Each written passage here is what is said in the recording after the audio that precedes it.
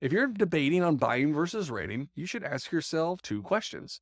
Number one is, do you plan on having the home as a long-term rental? If you're going to hold that home for a long time, then we usually recommend that you should consider buying, because over time, it just makes sense to own real estate. But if you don't want to own a rental, or you're on the fence of renting, let's say you're a military family and you're like, I think I might want to rent, but I'm not sure about that. And I'm not sure if I really want to hold a home for the long term with tenants, then you should move to question two. Will you be at your location for at least 3 years? If you're going to be there for at least 3 years, then you probably want to consider buying a home. If you're not, then you might never hear a lender say it, but you might want to consider renting.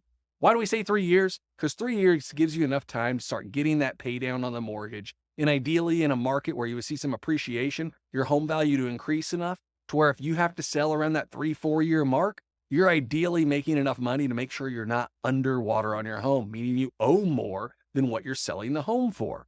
And only in the last few years has it really ever been possible to buy a home and then turn around and sell it 6 months or a year later and come out ahead. Normally, you want to make sure you have some time, and that's why we recommend 3 years being a good rule for that.